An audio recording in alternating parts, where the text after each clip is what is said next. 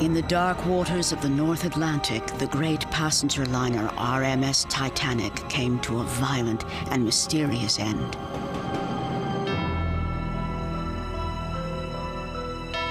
Each of her passengers, unwitting players in a harrowing drama.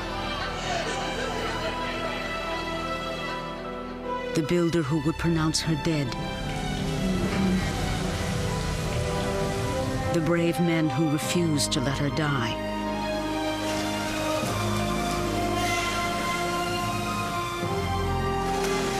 Thousands of people who struggled for their lives. Now, for the first time, a prominent Titanic historian will retell her tragic tale from the ship's actual decks. Haunting locations will take us back to pivotal moments during the epic disaster. Newly discovered artifacts are helping to piece together Titanic's untold stories.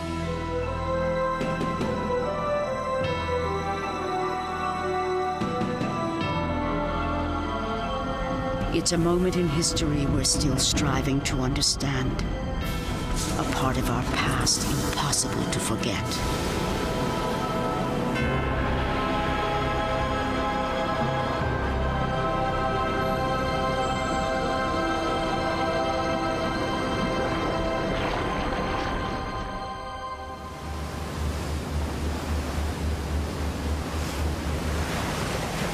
On the French research vessel Nadir, a countdown begins. The crew prepares for an unprecedented dive to one of the greatest shipwrecks in history, RMS Titanic. On Nadir's fantail, a prototype submersible, Nautil, is run through a final series of systems checks. She is one of a few submersibles able to dive more than 12,000 feet to reach Titanic. Historian Charles Haas is leading today's dive. His mission? To document key sites on the ship where critical events unfolded.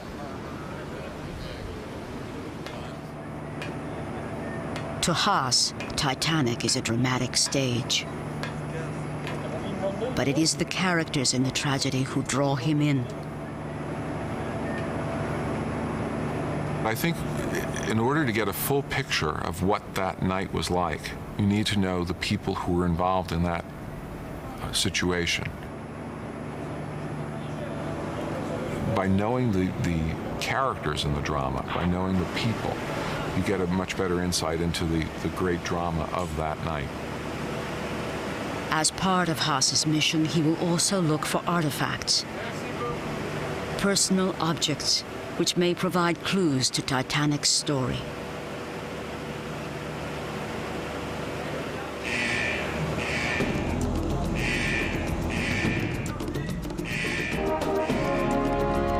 When Nautil leaves these decks, she will drop 2.5 miles into the Atlantic, into a hostile world. A place of freezing temperatures, bone-crushing pressure, and desolate darkness. If something goes wrong at the site, there is no chance of a rescue.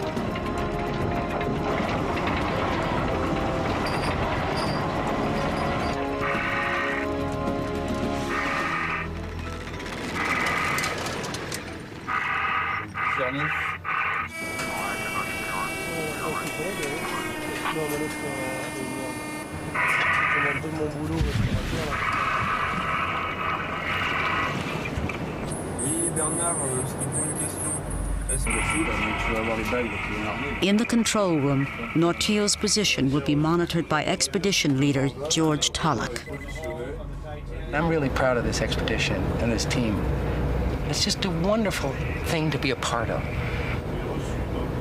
The Titanic is a piece of our history, and it's just special in every direction. Tulloch is joined by Titanic historian and Haas's writing partner, Jack Eaton. There are many things that still can be learned from Titanic, from the disaster, from the recollection of the people and of the events. There are some major mysteries that are still unsolved. From the bridge, the crew watches as Nautil freefalls to Titanic. A ship still giving up her secrets.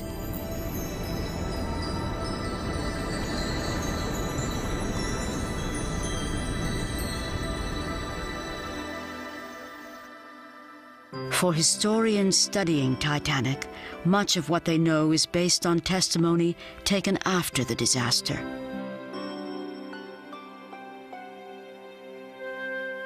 Hearings were held in both the United States and Britain, which investigated the reason for her sinking.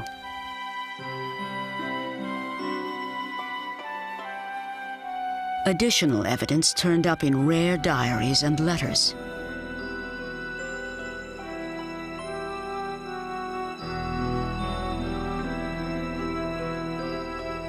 Now, artifacts retrieved from the ocean floor let us study tangible pieces of lost history.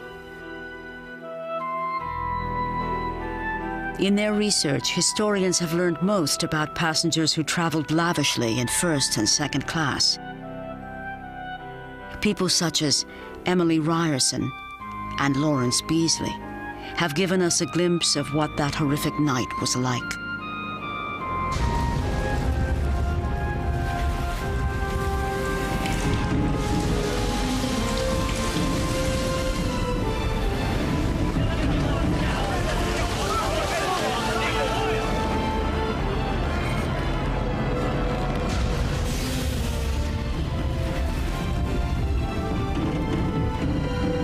Remarkably, personal accounts of Titanic continue to surface. New witnesses are emerging.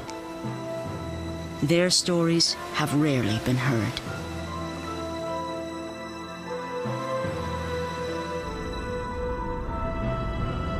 As the submersible Nautil descends to Titanic, the crew prepares for arrival at the site.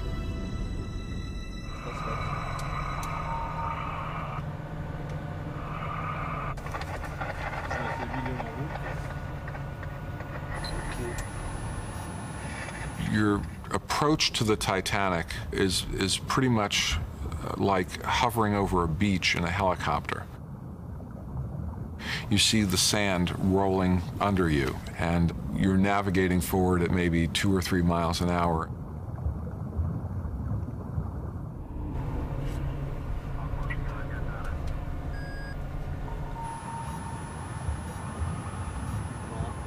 All of a sudden, you see this immense object. And it is so immense that it completely fills the viewport.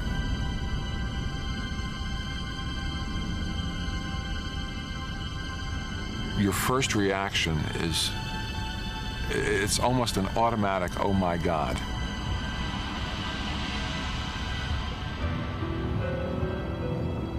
Titanic it's still a very, very beautiful ship to see. The lines are so beautiful underwater. And there's an awe or a reverence or a silence from realizing what occurred on these decks. Human stories of personal tragedy that literally happened within the space that you can now see.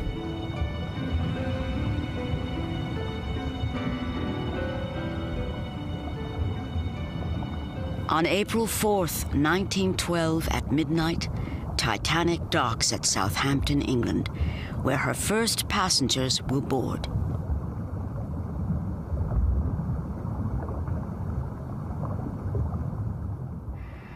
Under the direction of Haas, the crew of Nautil moves to the very spot where travelers first embarked.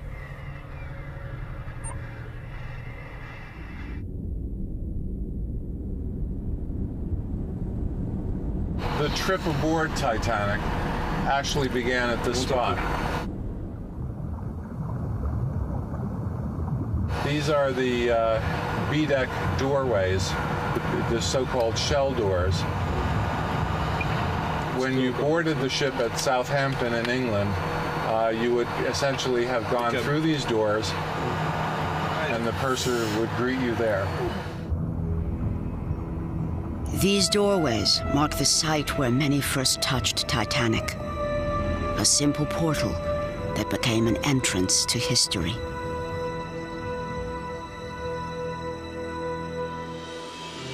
In Southampton, boarding begins in the early morning.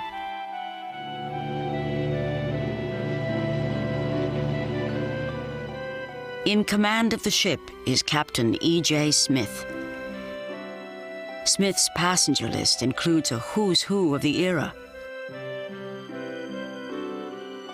But the majority of the ship's passengers are third class. Titanic's owners hope to profit from immigrants such as Gerda and Edvard Lindell.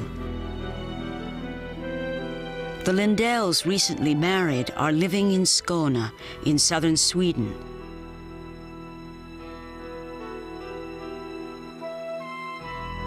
According to plans, Edvard will go to America first.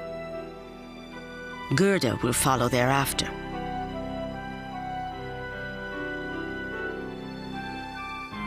Gerda, however, won't be separated from her new husband. At the last minute, she joins him. In a farewell gesture, Gerda drops roses along their route, leaving a trail behind.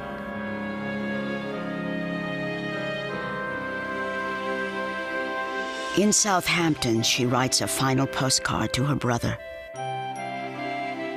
Tomorrow, we shall go aboard Titanic. We have been down to see the Colossus. You should see what a beast it is. Greetings from Gerda.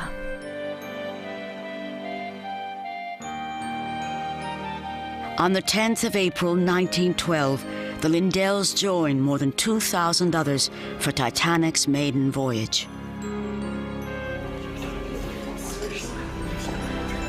On board, Edvard and Gerda meet fellow Swede August Wennerström.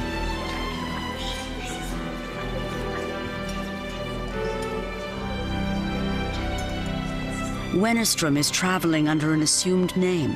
He's a political dissident leaving Sweden to live in America. Only one of these three passengers will survive the journey.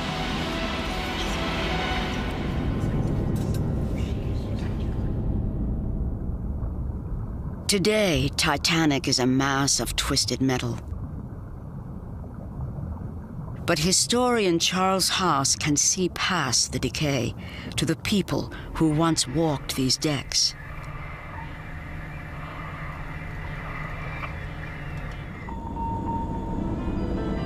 As the crew of Nautil moves to a new location, 12,000 feet above them at the surface, members of the expedition team help navigate the wreck. Their destination is a third-class area at Titanic's bow.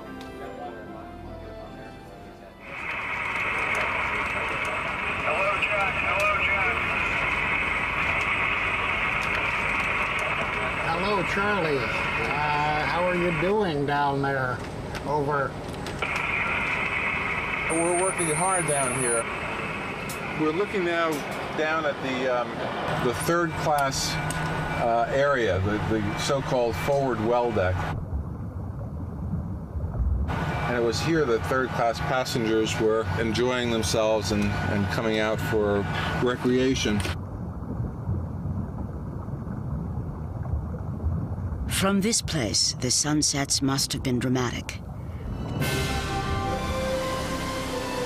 Third-class passengers, including the Lindells, spend early evenings strolling here, taking in the brisk sea air.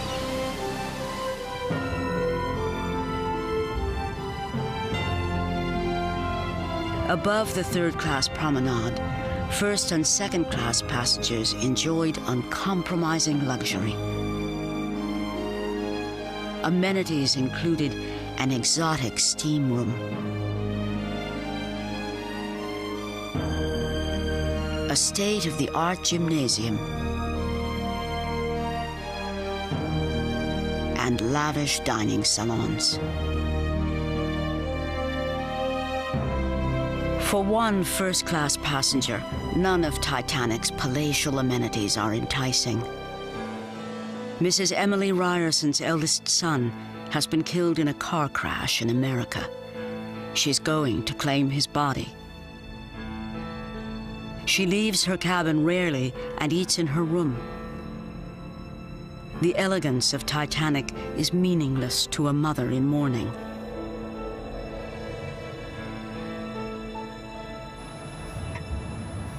Haas is now one deck above Mrs. Ryerson's cabin. The team moves forward along the bow to one of Titanic's most famous locations.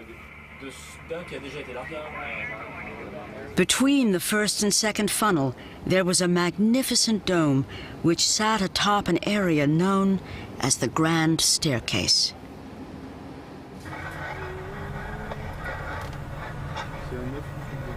There's really no part of the Titanic that perhaps demonstrated the grandeur of the ship than this feature, which was called the Grand Staircase in first class. It was surmounted by a wrought iron and glass dome. It penetrated 5 or 6 decks down through the ship.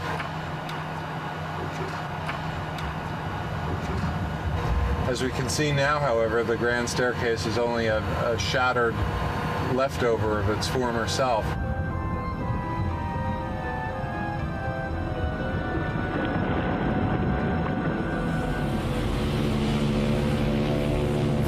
For the first few days out at sea, the trip to America is uneventful. Then, on Sunday, the temperature drops dramatically.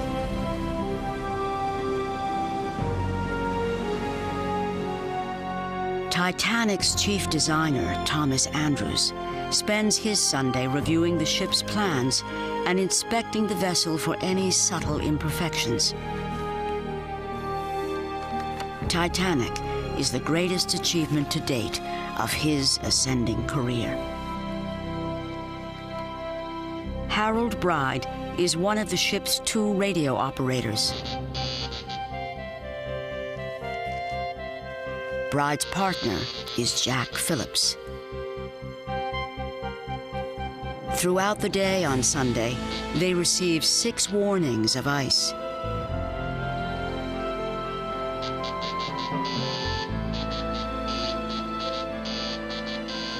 Titanic's course is altered further south to avoid the danger. For passengers like the Lindells, the frigid air is enough to keep them indoors.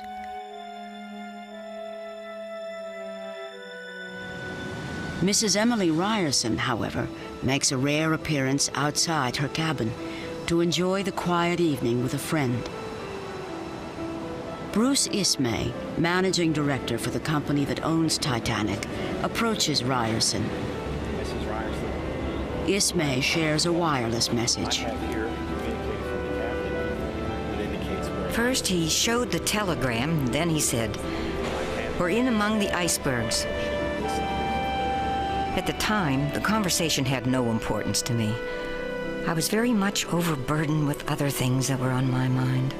First class passenger, Mrs. Emily Ryerson. In fact, few on board are concerned about ice. Titanic, after all, is unsinkable.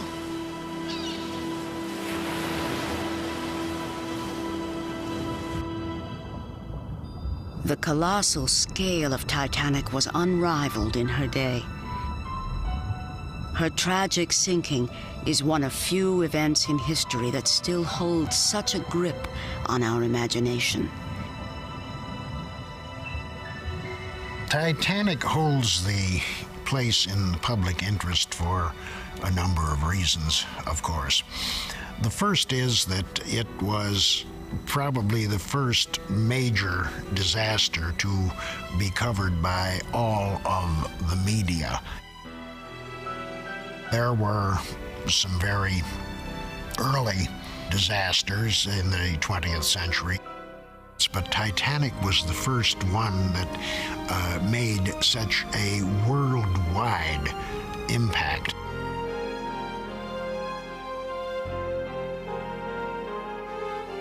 People from the outset could identify with people on board the ship, and this is something that has remained over the years.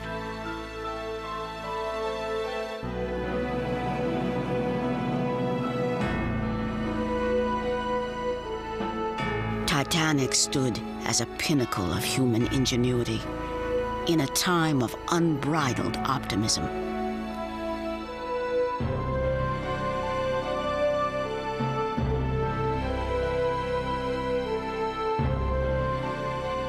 There was great optimism that the age was going to improve. They had such modern things as telephone and automobiles and even airplanes. And how far are these wonderful scientific devices going to take us?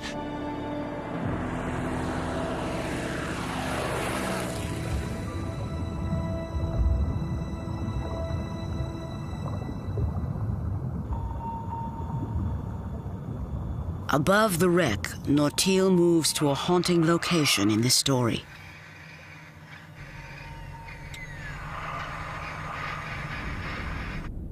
The submersible is guided to the devastated remains of the forward funnel.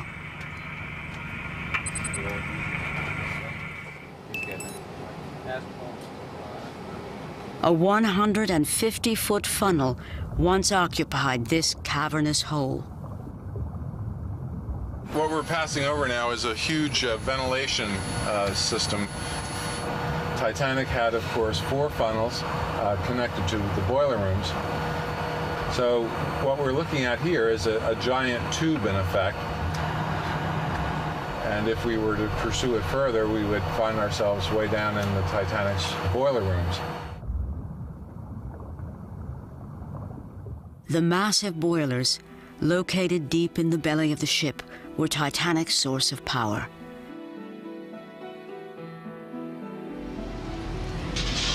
On the day of the disaster, 24 boilers are feeding Titanic's enormous engines. The ship's speed, 21.5 knots. That evening, stoker Frederick Barrett begins his shift. In a few short hours, he will find himself in a pitched battle for survival.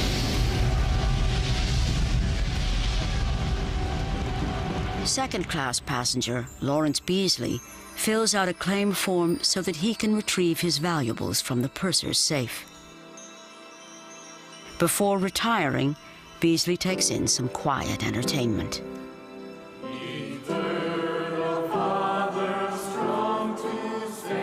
After dinner, Mr. Carter invited all who wished to the saloon, and with the assistants at the piano, he started passengers singing hymns.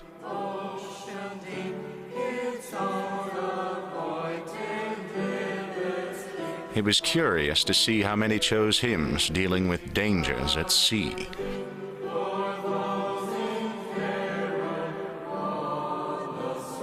Second-class passenger Lawrence Beasley. 2 hours before impact, wireless operator Jack Phillips receives a warning from the ship Masaba. Ice report. Latitude 42 degrees north to 41 degrees 25 minutes north. Saw much heavy pack ice and great number of large icebergs. Wireless operator Jack Phillips. Phillips doesn't realize the ice field lies directly in Titanic's path. Rather than report the warning to an officer, he places it on a spike. This simple act dooms Titanic. The warning should have been delivered to Second Officer Charles Lightoller, who was working on the bridge. The one vital report that came through but which never reached the bridge was received from the Masaba. That delay proved fatal and was the main cause of the loss of that ship. Second Officer Charles Lightoller.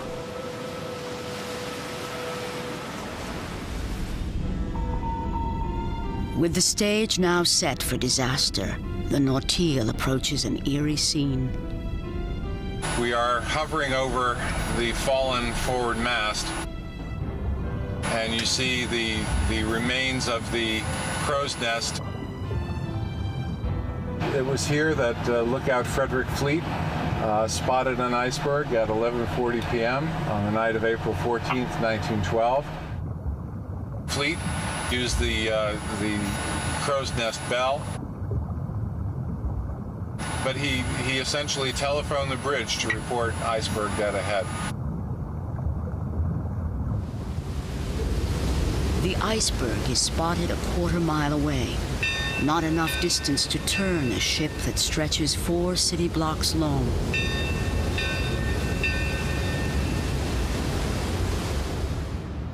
Officers steered Titanic from this location.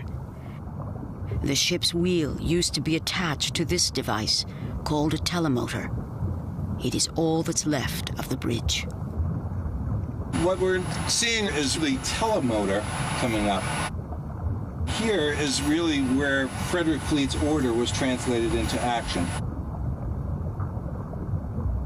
Between Frederick Fleet's warning of the berg and the collision, there was just 37 seconds of time.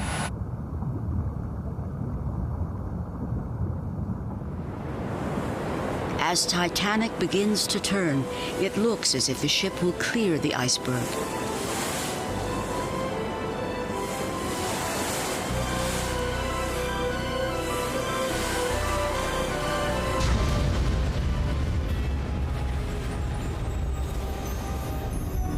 But an underwater ledge pierces Titanic's steel hull, buckling plates, causing thin separations in her side.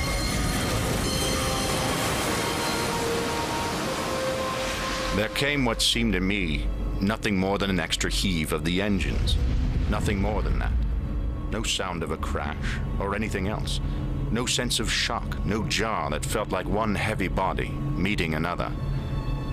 Second-class passenger, Lawrence Beasley. I was just about ready for the land of Nod when I felt a sudden vibrating jar run through the ship.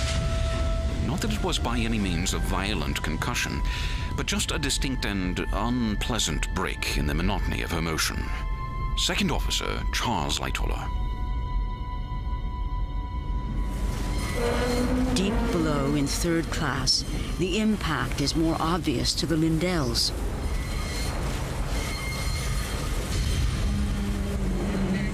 And August Wennerstrom. Captain Smith dispatches Titanic designer Thomas Andrews to inspect the damage to the ship.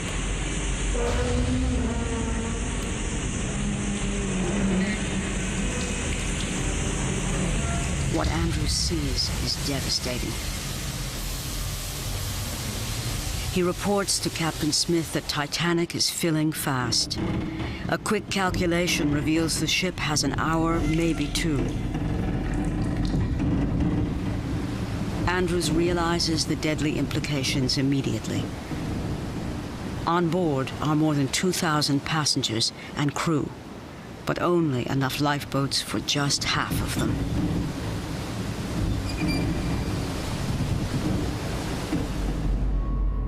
Following the collision, the ship is quiet again. Most first and second class passengers are still sleeping. Little do they realize, a drama unfolds in the bow of the ship. Deep below, the front of Titanic is quickly flooding. The forward crew must abandon their positions. For the time being, Titanic's electricity is holding. Stoker Barrett and several others attempt to keep the water out of Boiler Room 5. The men attach long hoses to the pumps. If they keep this section from flooding, they believe they can save the ship. They do not know that Titanic's designer has already declared her doomed.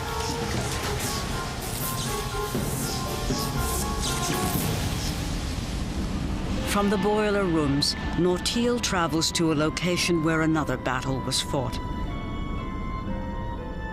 Above this fatal wound in the ship lies Titanic's mailroom.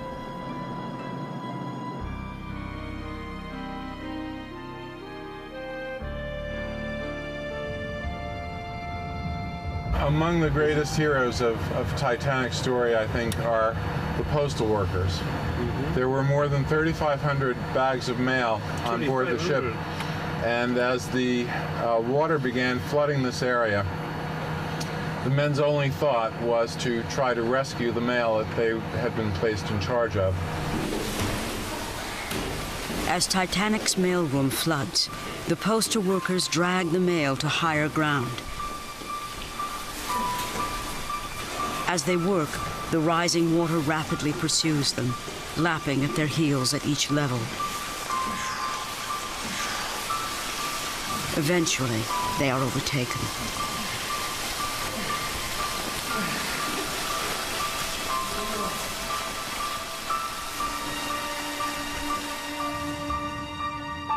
This great hole marks the spot where the 5 postal workers died. They were Titanic's first victims.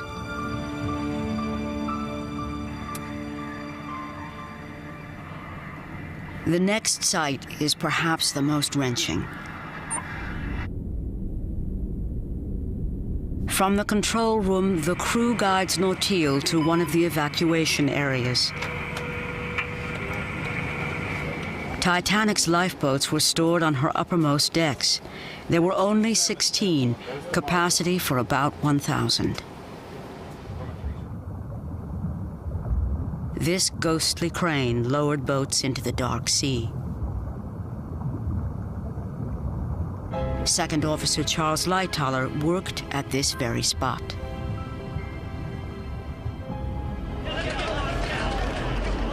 As Lightoller and his men crank out the boats, passengers stand by and watch.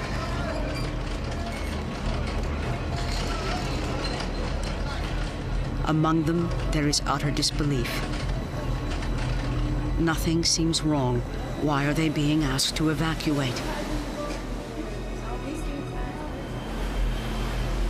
Many passengers initially won't leave, and the first boats are launched virtually empty. Near this location, the radio operators frantically signal for assistance.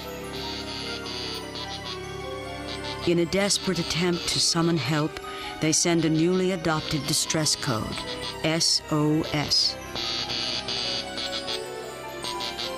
Titanic is one of the first ships in history to send the call. What we are looking at now is the interior of the ship's wireless room.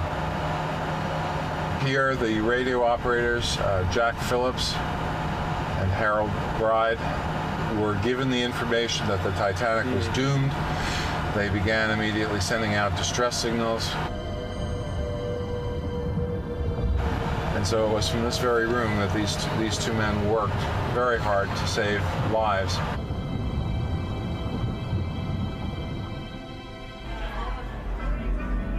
Recognizing the fatal damage to Titanic, designer Thomas Andrews calmly works to prepare the passengers for the lifeboats.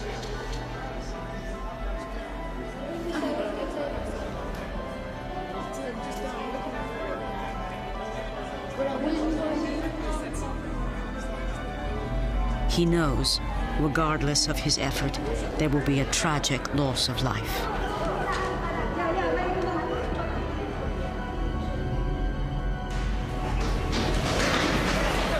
Third-class passengers August Wennerstrom and the Lindells are left on their own.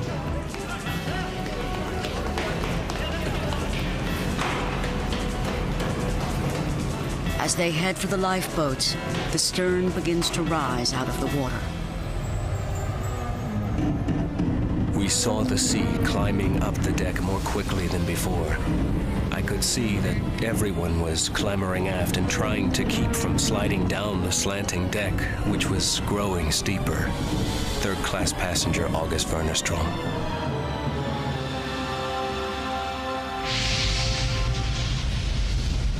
Deep in the belly of the ship, Frederick Barrett and the crew fear the red-hot boilers will explode when they come in contact with the icy seawater, so they extinguish the boilers. As each fire is put out, the hold fills with steam.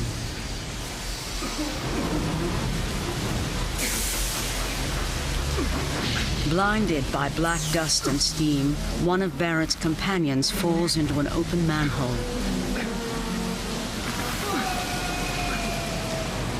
His leg is shattered, and Barrett drags him to a pump room. Nearly 2 hours after impact, a weakened wall caves in, and the sinking of Titanic accelerates.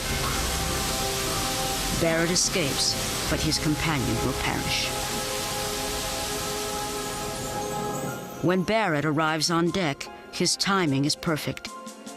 He is quickly assigned to a lifeboat as an oarsman and is lowered away. Lawrence Beasley climbs aboard Barrett's boat when no more women or children are nearby.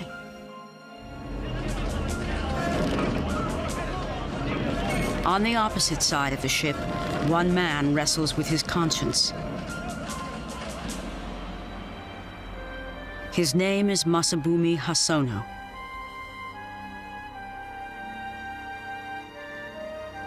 I tried to prepare myself for the last moment, making up my mind not to leave anything disgraceful as a Japanese. But I still found myself looking for any possible chance for survival.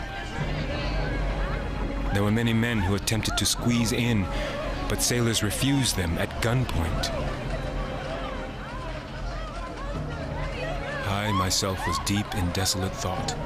Even if I became the target of a pistol shot, it would be the same. And thus, I made a jump for the lifeboat.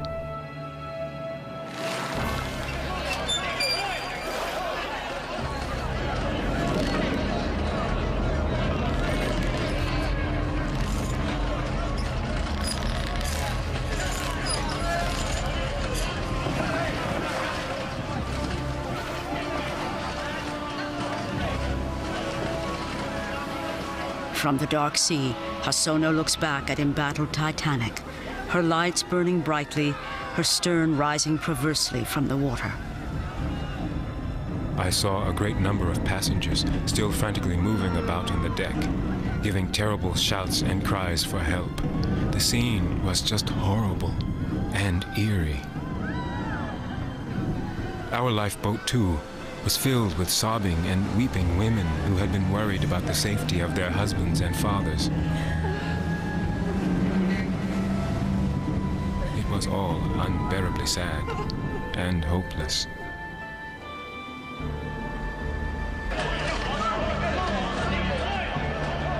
On board Titanic, Mrs. Ryerson refuses to leave her husband, despite his best efforts to convince her otherwise. My husband said, "When they say women and children first, you must go." And I said, "Why do I have to go on that boat?" And he said, "You must obey the captain's orders, and I'll get in somehow." First class passenger, Mrs. Emily Ryerson. Hundreds of families are struggling with the same question. Should they separate or stick together?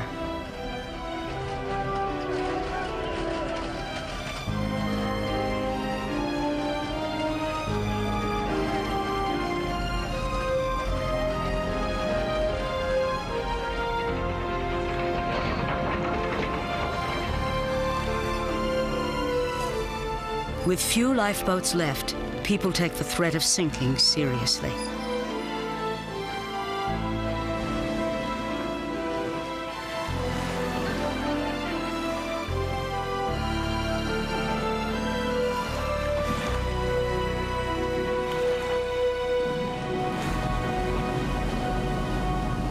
Now, the challenge for the crew is to keep people from mobbing the remaining boats.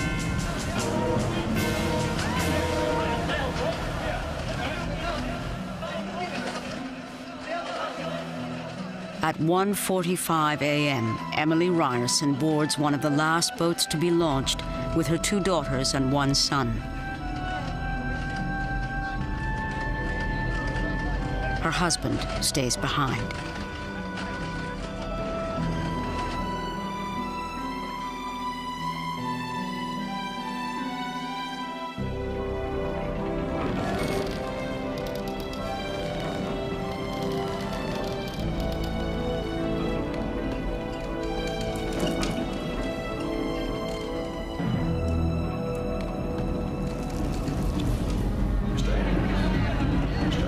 Titanic's designer, Thomas Andrews, is last seen looking lost in a trance in the first-class smoking room.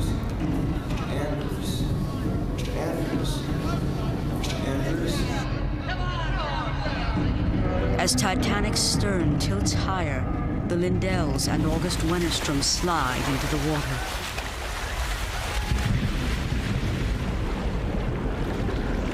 Relieved of his duty, Second Officer Lightoller also takes his chances in the sea. Immediately, he is sucked into a ventilation shaft. Although I struggled and kicked for all I was worth, it was impossible to get away, every instant expecting myself shot down into the bowels of the ship. I was still struggling and fighting when suddenly a terrific blast of hot air came up the shaft and blew me right away up to the surface.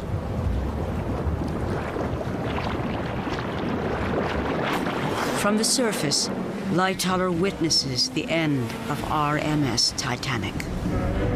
The bow of the ship was now rapidly going down, and the stern was rising higher and higher out of the water, piling the people into helpless heaps around the steep decks and by the score into the icy water. Second Officer Charles Lightoller.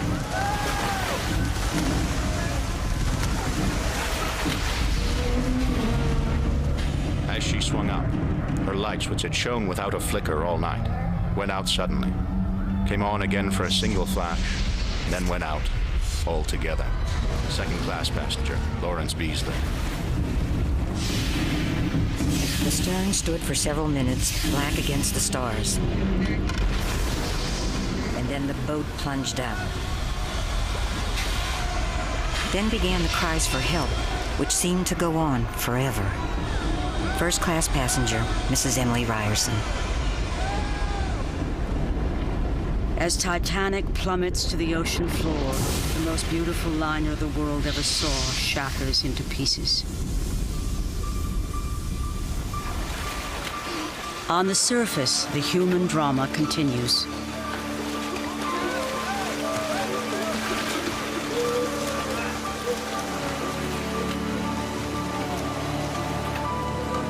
Charles Lightoller manages to climb atop an overturned lifeboat.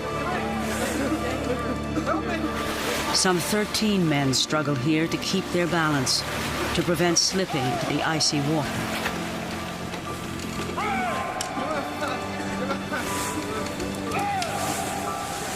Wireless operators Bride and Phillips are among these men.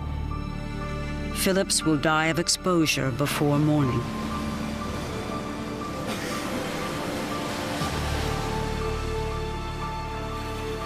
The Lindells manage to find a lifeboat, but the boat overturns, sending them helplessly back into the sea.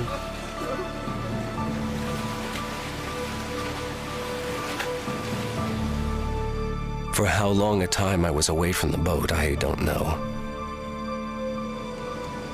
When I came back to the boat, it was filled with water. My friend Edvard Lindell had also got aboard. I saw Mrs. Lindell in the water and clasped her hand. I didn't have the strength to pull her aboard.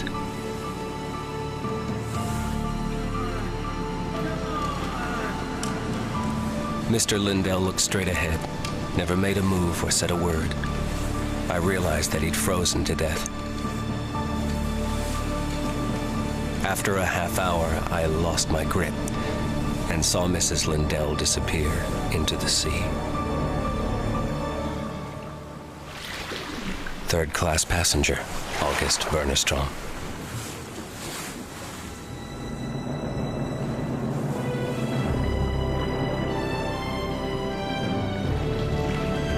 More than 1,500 men, women, and children perish this night.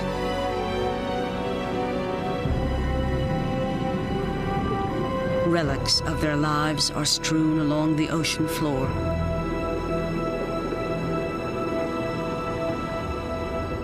Artifacts like these provide the last clues to their stories.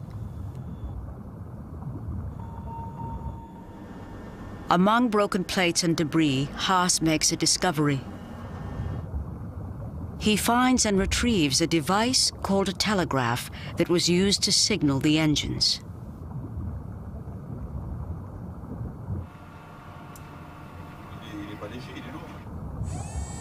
Your emotional attachment to a particular object eventually evolves into a great deal of anxiousness about its future. And when you see the artifacts being brought up, and in particular when you see them being conserved, that anxiousness is replaced by a great deal of happiness that you've preserved them for the future.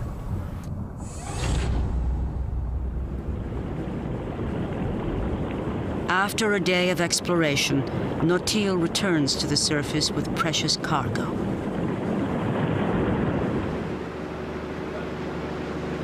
On the fantail of Nadir, the newly discovered artifact is shared with the crew. Well, history's progressed another notch there, Charles.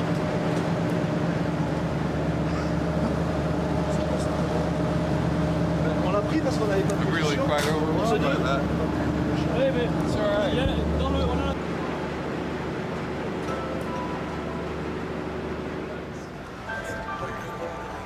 In a warehouse in Hamburg, Germany, people line up to visit an extraordinary exhibit of Titanic artifacts.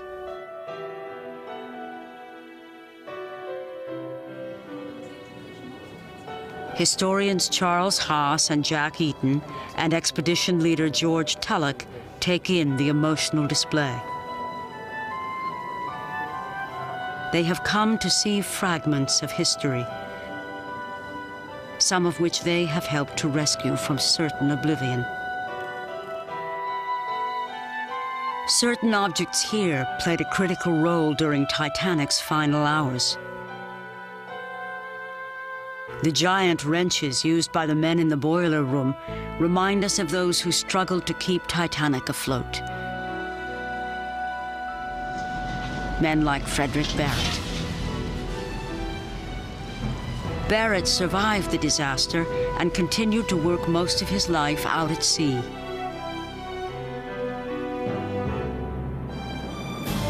One of Titanic's brass bells, a symbol of her elite officers, including Second Officer Charles Lightoller.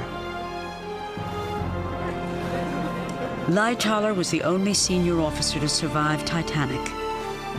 He retired unceremoniously. During World War II, he used his yacht in daring missions to aid the British war effort. This claim check, number 208, belonged to Lawrence Beasley, and it was retrieved from the ocean bottom.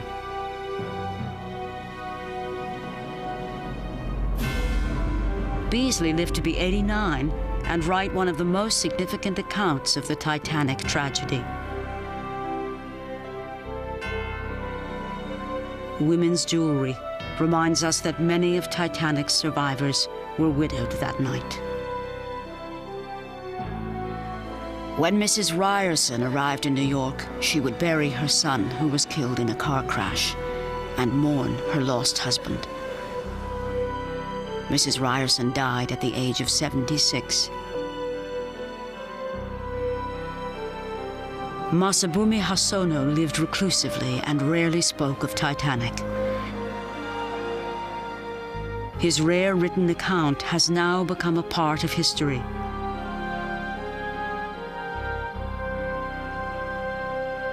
Hosono lived to be 69 and died in Japan. August Wennerstrom survived Titanic. He spent most of his life in America and died in Culver, Indiana.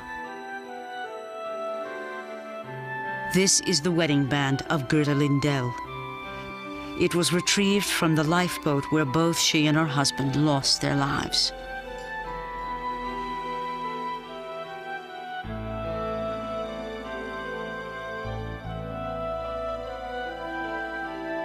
These objects are the last remnants of the Titanic disaster. They forge a link across a century to a vanished time.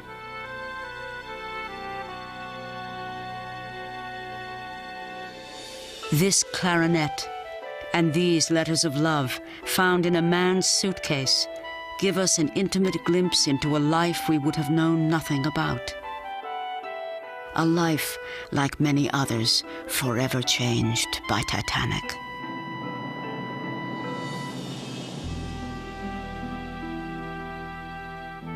Of the 2,228 individuals aboard Titanic, we only know the experiences of perhaps half.